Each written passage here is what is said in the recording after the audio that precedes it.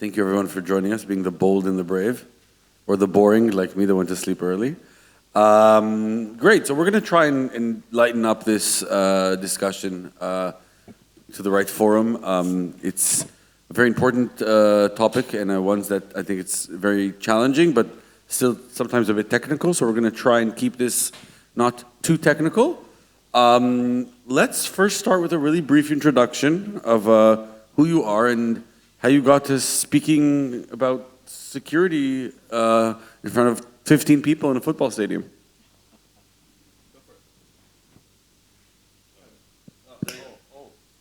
I'll take one of those. Okay, thank you. Good morning. My name is Dennis Winter. I'm CTO for Boerse Stuttgart Digital. Ended up basically somehow to answer your question, how did I arrive here?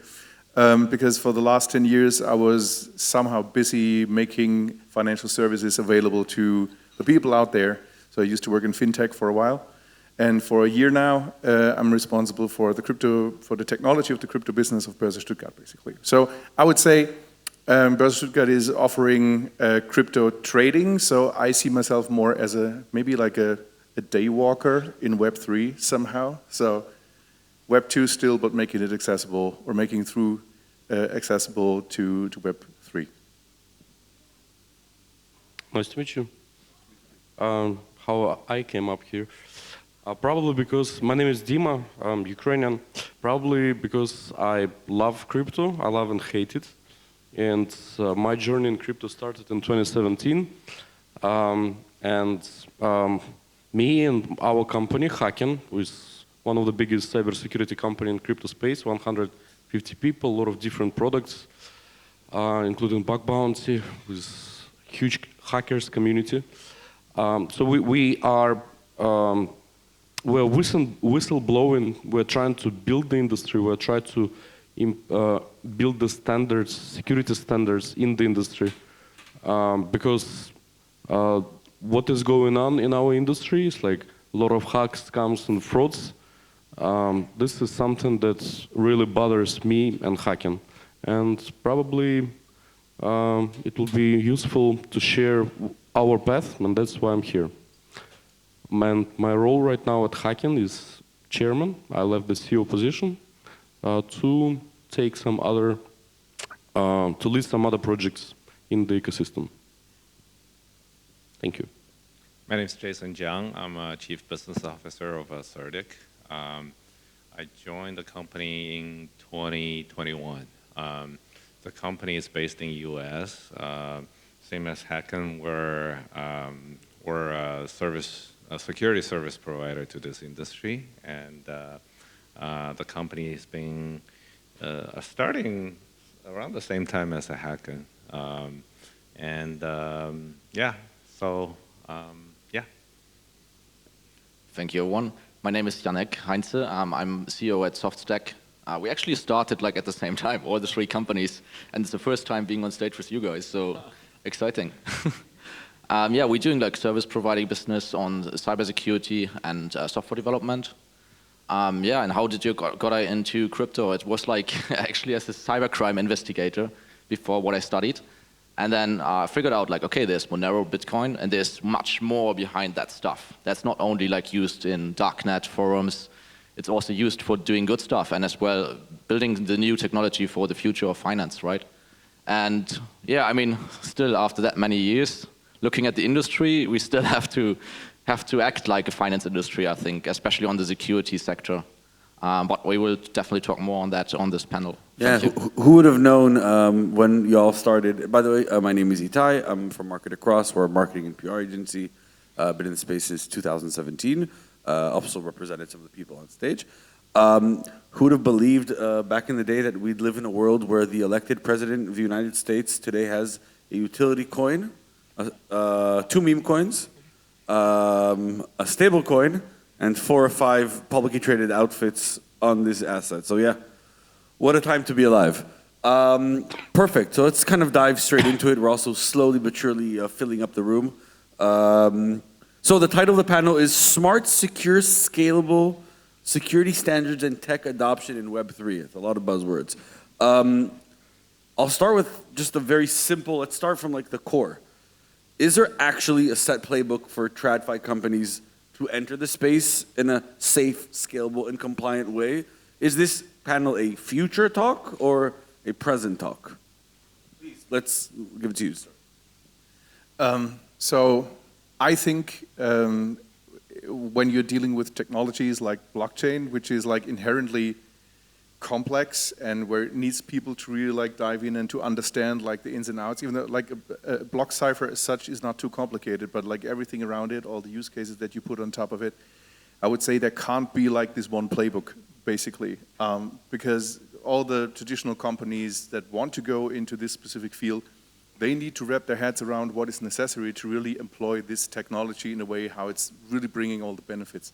So I'm actually convinced that, you know, and I see this on a daily basis also at my company, where we try to make this technology accessible to a certain degree, of course, to traditional players. It is always, always need to apply due diligence in this regard and really understand what you are dealing with here. I don't think so. I mean, I don't think there is. No, I don't think there is the way for institutionals to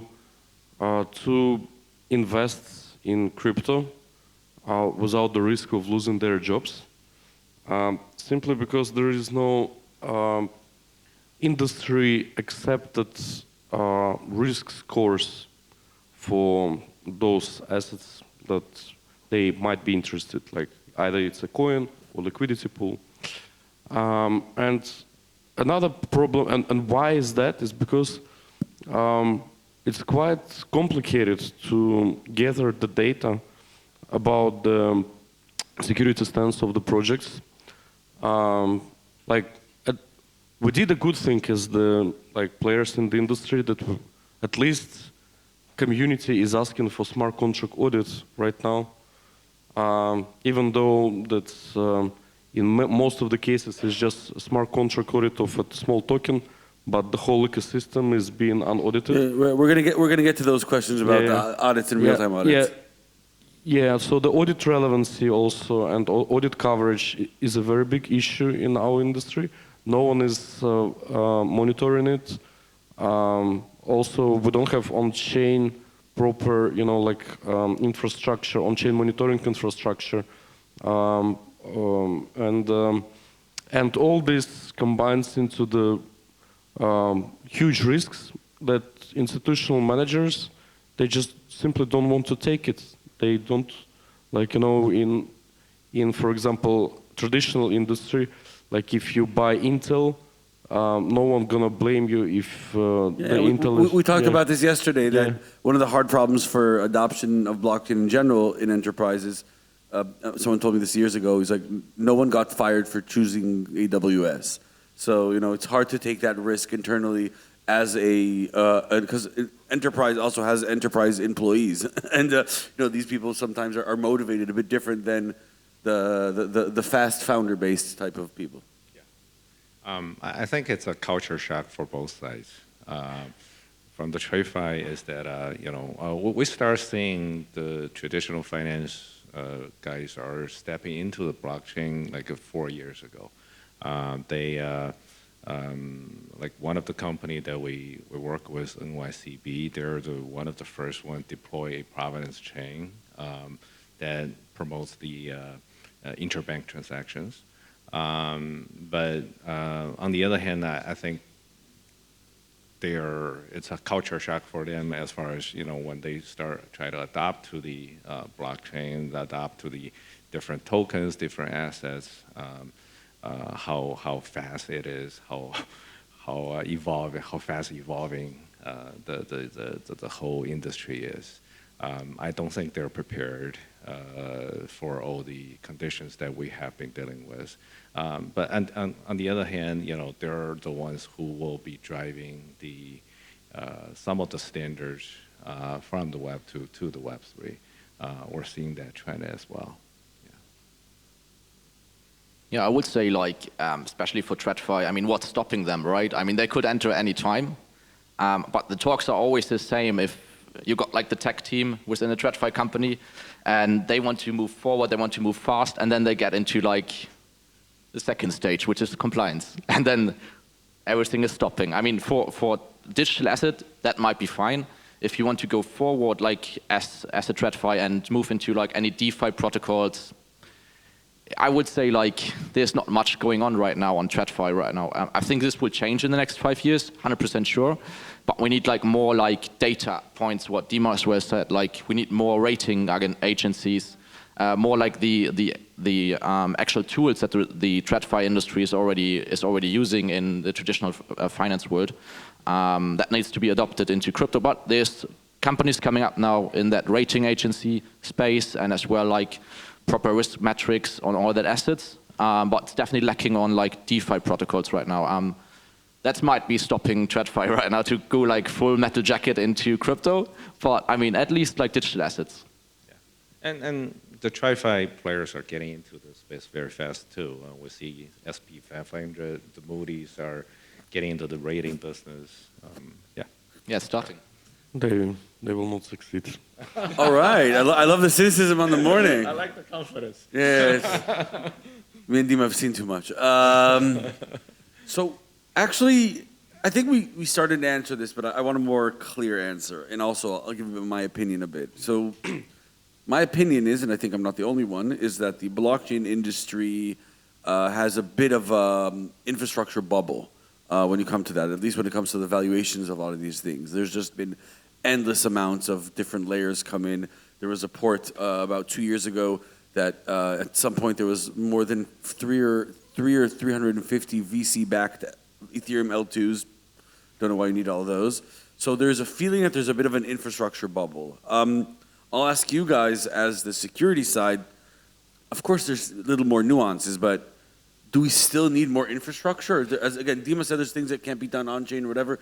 Is this a capabilities, or do we still as an industry need to spend a few more years building all this infrastructure so TradFi can be ready? Start with that, Mr. Optimistic. Yes, no. We still need like these ratings, for example, and the data sets, data points.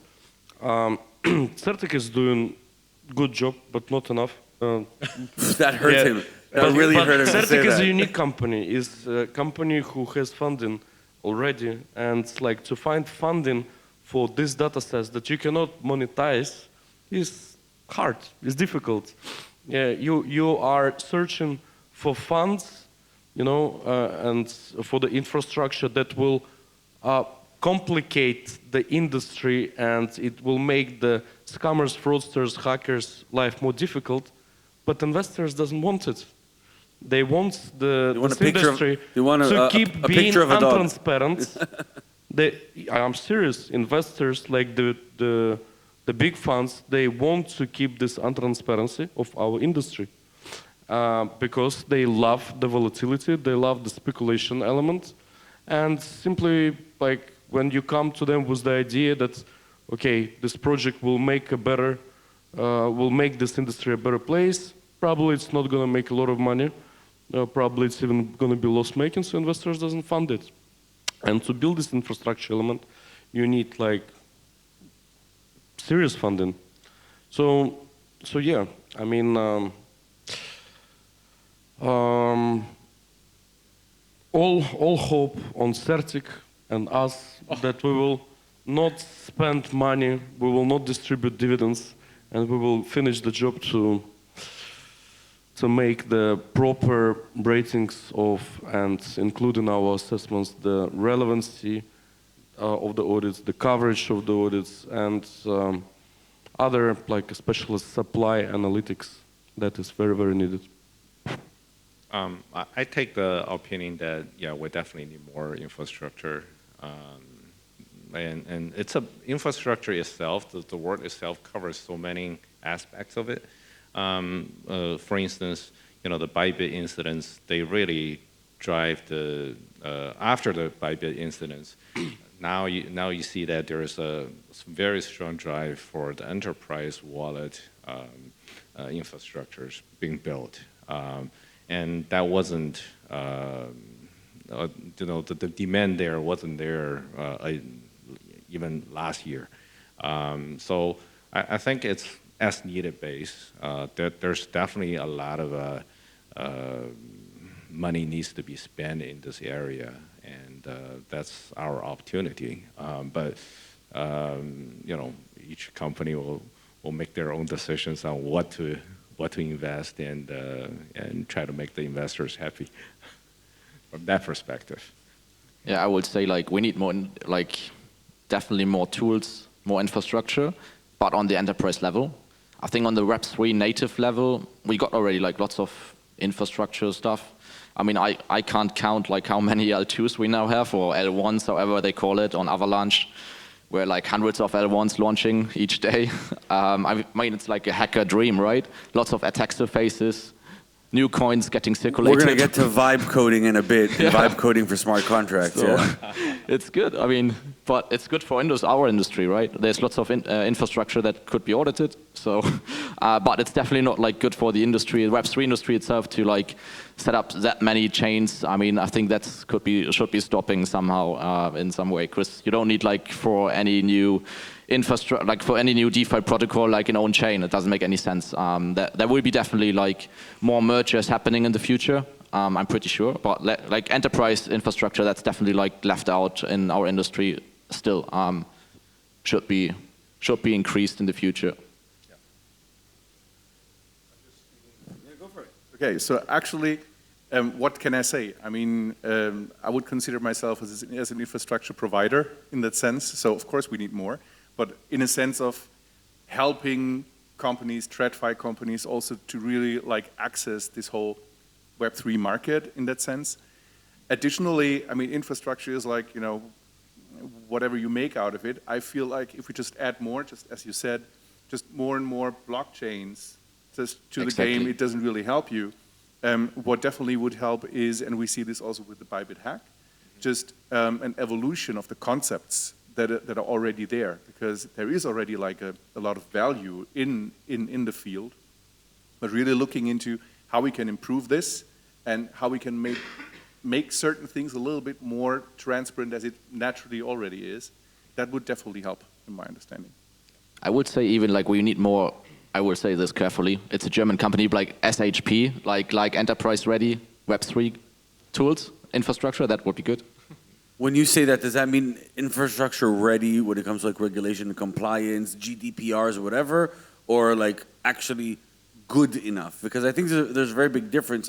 A lot of people are now using a lot of tools that might feel regulated to them because people felt the different things, but their still funds can go to zero if they press something wrong, because the finality of crypto in the end of the day is something that's very hard for asset managers to understand. They can get all the things that they want, and it's not even about, you know, hacks or not hacks. It's the ultimate finality of that. Do you see a situation where we'll live in a place where there's some type of a middle, I don't know what I call it, like undo buttons or whatever, like escrows, like, it's because that's the main thing that I hear a lot of, like the huge people saying. So yes, now there's a huge surge of people getting in. It's very hot. There's still the investors, their LPs or their board want them to say they're in crypto, but I've been told by many people that there needs to be some type of an undo button. Can that even happen in enterprise crypto in your mind? But this is what Mika is all about, like for the future DLT Foundation, Distributed Ledger Foundation regulation. So they have a very clear separation what is public blockchain and private blockchain. And the regulation will be around the private blockchain mostly. And of course there you have this undo button, as you say, and the transaction can be reverted. Reversed, sorry. And the same comes for stablecoins. Yeah, so basically, like what they are pushing right now is that all the transactions should be Can't somehow... we use Solana? They have a restart button. Yeah, so that they should have the opportunity to blacklist immediately and track the stable coins and to reissue new ones. So, and we're definitely gonna see an attempt to regulate the biggest liquidities as hard as they can and to move it into the blockchains and stablecoin infrastructure where they can have this power for sure. All right, perfect. So with that being said, and maybe I'll let you start with this question. So today when we talk to banks, institutionals, I don't even say Web 2 companies, Web 0, Web -1 companies in Germany or in the area, now you want to talk to them about blockchain and crypto. What are now their still main concerns and threats when you talk to them today, 2025? Well, actually, as I mentioned it earlier already, the complexity of the technology and really the understanding of the technology is not there, at least not to a degree that they have confidence in really like, okay, we can offer this to... There's a story that there was I'm from Israel, and if a bank in Israel looked at using this technology years ago, and the CTO asked if he can meet Satoshi to talk to him about the product, and that's a good idea. And they're like, yeah, you didn't get it, dude. No, seriously. I mean, that is of course a concern. In particular, also everything that goes around like AML, anti-financial crime, and all these things. How can you how can you have an undo button if there is no undo button, in that sense? And I would say this is like a huge concern in general. How can we make sure that we can keep fraud out of our systems? Because there is still this notion of Bitcoin is basically like the one currency that all the fraudsters use. And the second thing is the concerns around the custody. How can we make sure that the funds are also safe when we offer this to our end customers, and they basically just rely upon us that we keep their money in a safe bank? And that is usually the concerns that we see, that they want to basically understand, can they sleep well if they offer this to their customers? What about you? What are you guys seeing when you talk to the non-web native companies now needing to think about crypto because someone in their board said what's happening? So in my experience, we work with quite a few banks already. So the very first thing is they do put more emphasis into the security aspects of it. That's for sure. And usually they will start with the custodian services, and then migrating, expanding their business into tradings, and then and eventually ETFs. And now the trend is about issuing stable coins. So I don't. I think what I've been observing is that they are really trying to restart this business from the ground zero, rather than trying to migrating from their existing Web 2 business model, which is quite smart. But at the same time, it's similar to what we have experienced back in 21, is that there's a shortage of the talents or the expertise in that field within the Web 2 sectors, and you got to really spend a lot of time to try to explain to them that why we need to do certain audits or penetration testings to ensure their operations are safer, and why it can be 100% safe yet. So. Do you have something to add, or should I move forward? All right, cool. So it's actually a good segue. So we're seeing that the clients themselves are also changing. So when y'all started 2017, it was, let's do a smart contract audit so the ICO investors can feel like, they can put their money safely or whatever. Moved to a lot more DeFi things, different liquidity things, exchanges, DEXs. Now we have publicly traded companies backed by Doge coins, whatever. It's really, really changing all the time. So how's the audit, how's the work playbook changed? What are the minimums that now organizations need to have in consideration when they're running a protocol or in the space? It's not just, all right, like an elevator every 6 months, contract audited next. What are the main practices that now people should be really focused on? Yeah, that changed massively. I mean, when we started 2017, it was definitely, as you said, we need an audit. Yeah, a checkbox. It's still this case in some companies, in some projects in crypto, to be honest. So it definitely changed a lot. Companies coming now to us with like a full scope of work, and they know what they need on the auditing side. They actually know their code, which changed as well. There have been lots of companies before which like gone to us, and then we asked them some question, and they didn't even know. They had hired some freelancers to get the code done. I mean, we're getting to this point with wipe coding. This is another topic. There's this coming now into play for the security space, where we're seeing like code which is not even usable, and they're trying to deploy it. But definitely changed. I mean, they're coming with like a new stuff that they need. They not even need an audit anymore. That they're publishing, they keep it for themselves, for the developers. So to improve the process, which changed a lot. So we not need to talk about like, oh, sure, we need to publish this for you. Do you need to this like some PR on that stuff? They definitely want to have this for the internal process, which changed a lot, and which is the normal stuff in the TradFi world as well. You don't have an audit and then publish it on social media, right? You have it for your internal improvements. Half of our audits are not public even. So it means that it is true, and I agree with you, that a lot of teams are doing the audits for their internal purposes.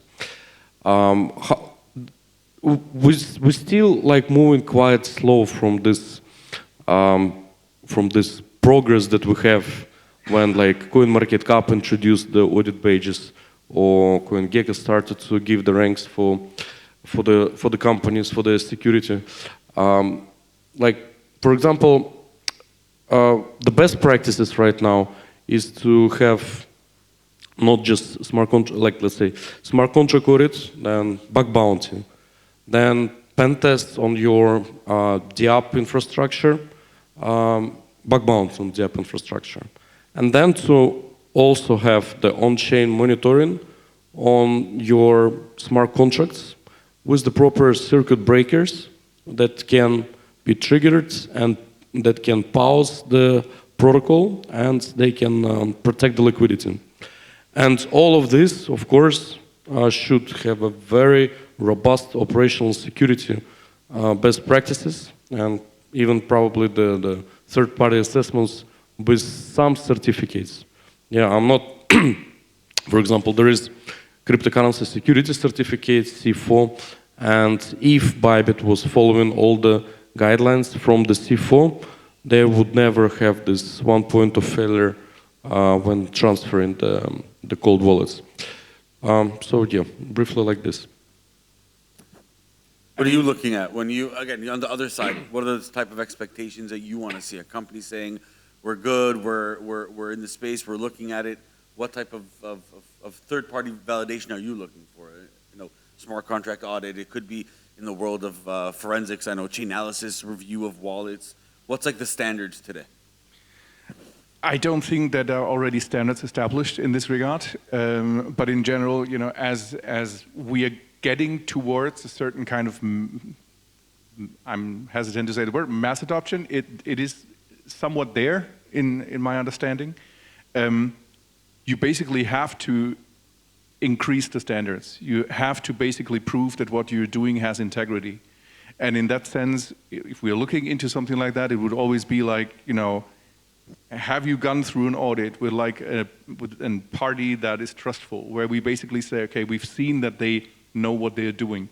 And basically just really understand, like, you know, they applied their, again, the due diligence when they built the products, when they put it out there, when they want to make it accessible to the people. And personal accountability. I always tell people, if you want to build anything that wants to touch TradFi, you can't work on any protocols that are anons or all these Uber community things, because in the end of the day, people are going to look and say, all right, even if there's a code, and there's a human accountability. Yeah, exactly.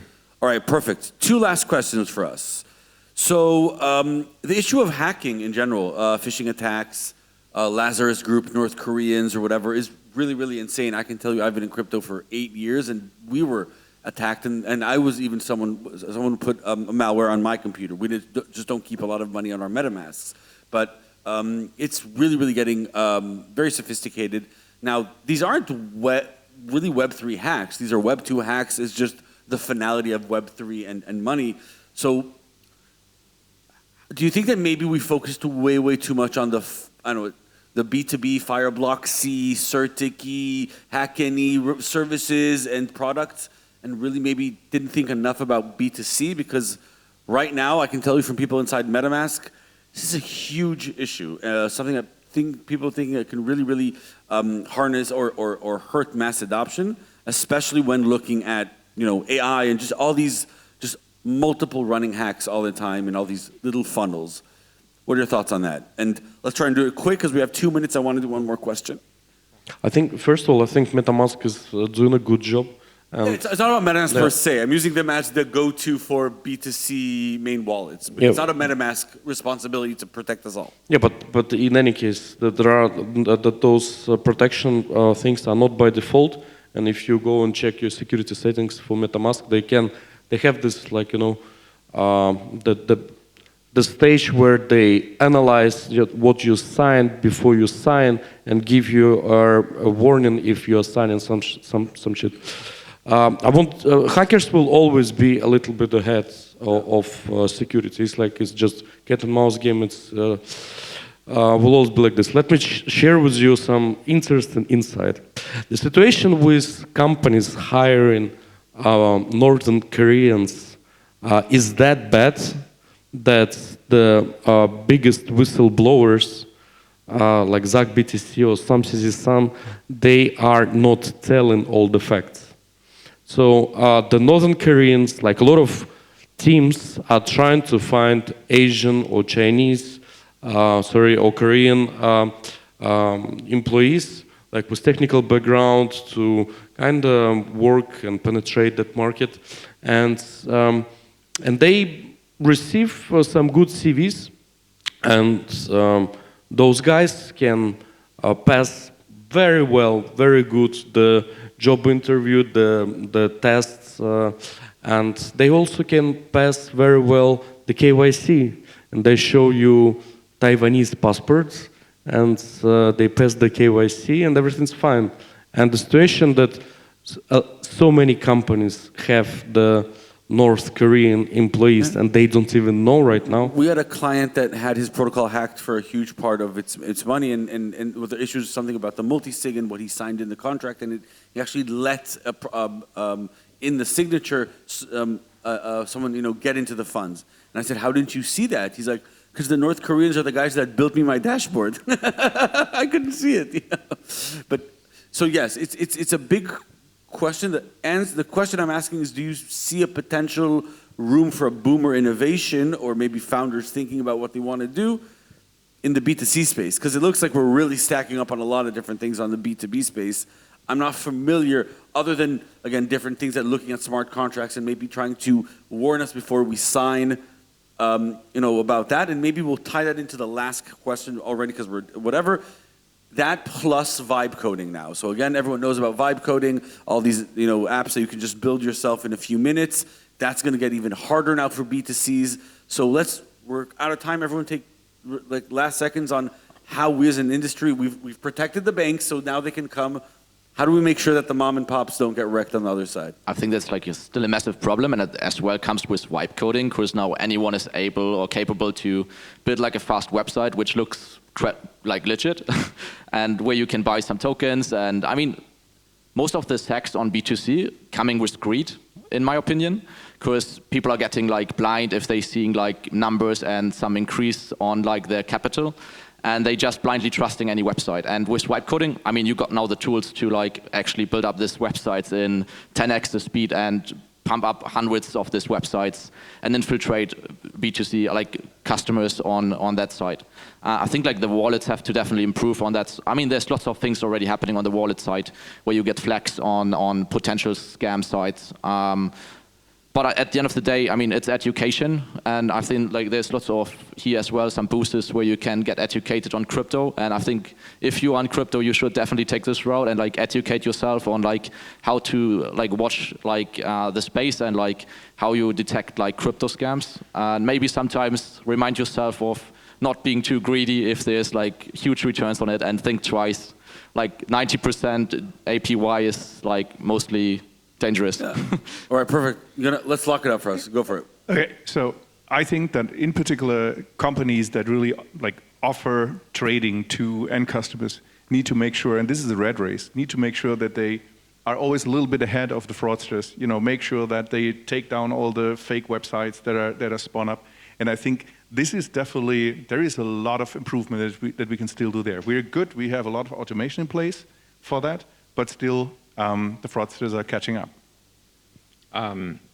No pain, no gain. Yeah. I love that. That's a great way to stand.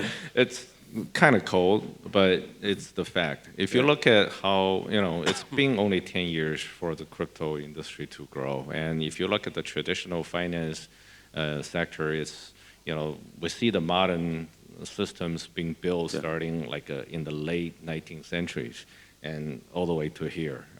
So it's been there for 200 years. So it's going to take us a long time to get it mature, and just we just need to work together and try to. All right, perfect. I'm going to end it there. I will ask my speakers to maybe spend a few minutes here on the side if any of you have questions for them. And perfect. Good morning from lovely Dortmund. Thank you very much. Thank you, Itai. Thank you. Thank you. Thank you.